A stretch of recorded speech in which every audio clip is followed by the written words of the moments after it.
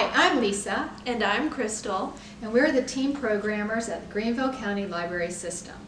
Welcome back to Teen Cuisine Mason Jar Layered Treats. And today we are doing one of my absolute favorite desserts, which is called a trifle. It's a British dessert that is basically different layers of pretty much all of my favorite things. So the very bottom of every trifle, the main part is some kind of cake. So we have these little dessert shells. It can be anything. It can be pound cake. It could be just leftover cake that you have. It can be chocolate. It can be vanilla. It can be some other kind of flavor. That's the great thing about trifle is you can do any flavors that you happen to like. We chose these because they're a great size and they're a little bit spongy, and so they're going to take a lot of flavor. So I'm going to break it up and start our first layer. And I'm just going to tear it into small pieces. And you could even use brownies or anything like that. But if you're going to use brownies, then they'll taste delicious, but you can't, when you do the next part, it's not going to work quite as well. So the next thing that you do after you've layered in a little bit of cake is you can either use fruit or jams or jellies, some kind of fruit type thing. So what I have here is I've cut up strawberries very finely, and I have put them in sugar, and it's kind of created this tasty strawberry liquid. So I'm going to put that in there, and all of that liquid is going to kind of soak into the cake and get it all yummy and tasty. Brownie's just not going to soak up things quite as well, but it's still going to taste really good. So it's going to be whatever you decide to do. And then I have some fresh strawberries that I'm going to put in here just for a little bit of texture, a little bit of bite, because it's a little bit weird if everything is really, really, really mushy. So I'm going to press that down a little bit, and then I'm going to hand it over to Crystal for the next step. Alright, the next layer is pudding. And you can choose, you can make your own pudding, or you could get pudding from the store. You get to choose whatever flavor pudding that you want. It could be chocolate or butterscotch. Pistachio is out for those inclined.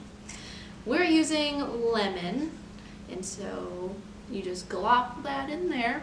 But if you want it to look nice, you'll do so carefully, which is not my strong suit. But yeah, I think it's gonna look okie dokie. And you want to make sure that on the outside of the container that you can see that layer, because trifles are very much all about the layers and the beauty that comes along with them. And then the next layer after that is whipped topping. So just do that again. You can use any kind of whipped cream or anything like that. Really, you need it to kind of lighten it up, because this is, that pudding and everything just makes it, it's a lot. It's just a lot. Yeah. It's very sugar. It's a lot of sugar. And it's delicious, but it can get really heavy and filling. So, But imagine how fun that would be. Yeah. yeah. So then you're going to do a second layer. So I'm starting with our cake, and I'm just pressing it down.